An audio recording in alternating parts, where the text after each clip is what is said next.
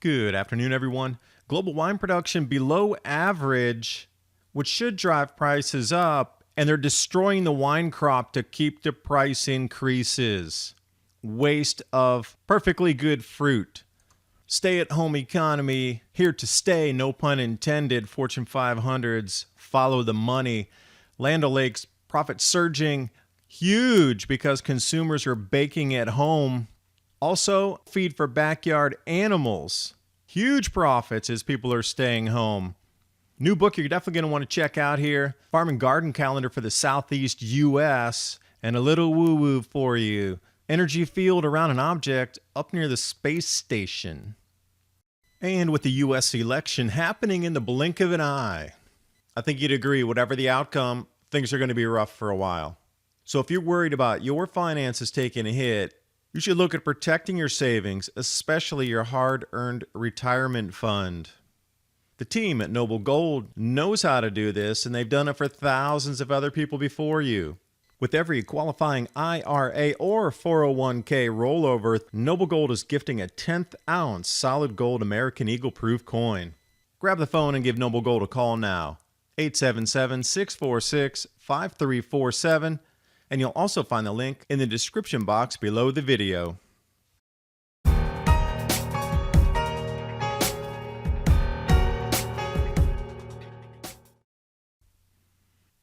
And as they say, follow the money. And we're going to follow 76% of U.S. chief executive officers saying that they're going to slash office space as remote work will dominate and continue to in the new stay-home economy. This is permanent. So if you can adjust to it, adjust with it, you can start to see really how many CEOs say they're going to be renting less office space for their companies in commercial real estate. Very few are in the more category. Same amount, about 18 to 20% there. Less and a lot less is where we're going to look. You can see the trend moving that direction. And as we come into 2.0, this is definitely going to probably lock in, and what was temporary shall become permanent. So what is an essential item anyway? Do you think kegs of wine are an essential item? Should we be able to purchase this? I think in times of stress, a lot of people like to have a drink here and there in the evening. But the diametric opposite of the message from the wine industry in general is conflicting at best, where the 2020 global wine production below average. This took into consideration 30 countries that do produce wine, and they're talking about the millions of hectoliters.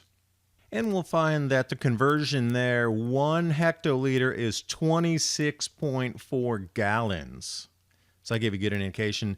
Metrics over to the old English system, below average production. Now you can see the downtrend slightly since 2004. There was an uptick back, 2017, 18. But if you're going to put a trend line through there, and I wish it went further back, into the 1980s and 70s, although wine production was far less, just the commercial applications and the advertising and all that uptake and lifestyle hadn't been built into it. So this is a good place to start in true terms of a global adoption for wine drinking for all occasions. It does show a slight downtrend there. But continuing further in the Forbes article, excellent here the way they put the sharp decrease in production is shown predominantly in the southern hemisphere due to poor weather conditions. Now they went through a gamut of them from the cold to the drought, but they were very specific to say the first wave, although it was taking place, it's not believed to have affected the production totals. That leaves it squarely in the grand solar minimum crop losses. Please remember the southern hemisphere is leading the northern hemisphere by 1 season, this grand solar minimum. So the effects are more pronounced in the southern hemisphere with the jumbled up grow seasons. We'll see more of this as we move through the next couple of years. But what's interesting is the champagne sales fizzling, worse than the Great Depression. They lost 1/3 of all revenue so far. So I guess champagne's not nearly as wanted as the different other types of wine, red, white. But what they've decided to do is cap harvests, how much will be utilized this year, and the farmers in the fields need to destroy their crops. What? They're going to destroy the wine harvest to keep prices up. Now think about how much food and fruit that is wasted. These 16,000 winemakers now, let's read it from the Champagne Committee. We're going to destroy the grapes, and we're going to pay them to be destroyed. Champagne has never lived through anything like this before. A sudden one-third fall in sales. Over 100 million bottles unsold. So you can see the demand for regular wines, because that could be used for cooking as well, versus champagne. Yikes. Disconnect in bubbly land over there.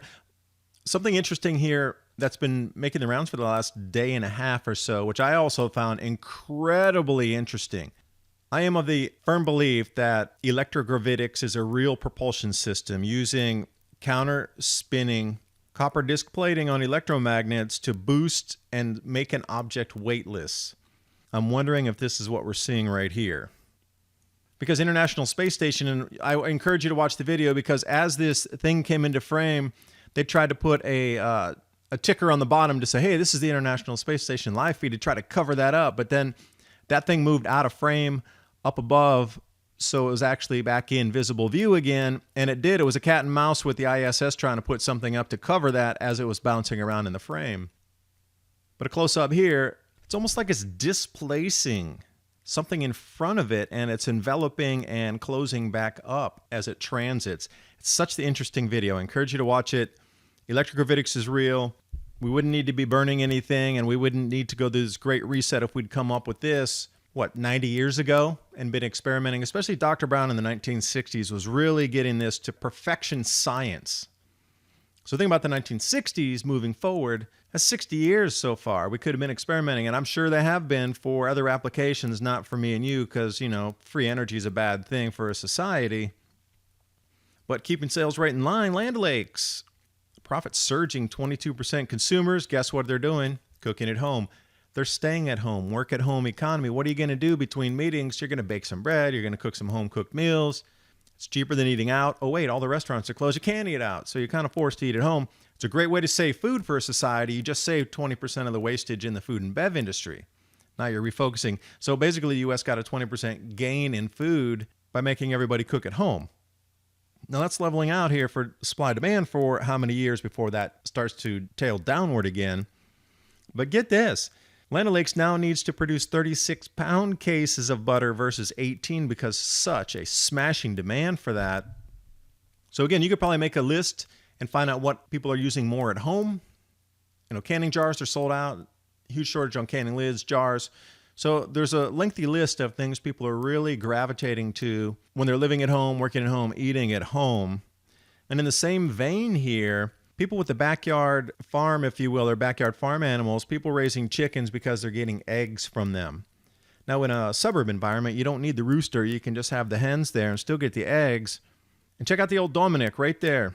Top right, the black and white. Such beautiful birds. But an 80% rise in backyard flocks also means that other people are looking for scratch feed and different types of animal fodder. And check out what one of my patrons had sent me.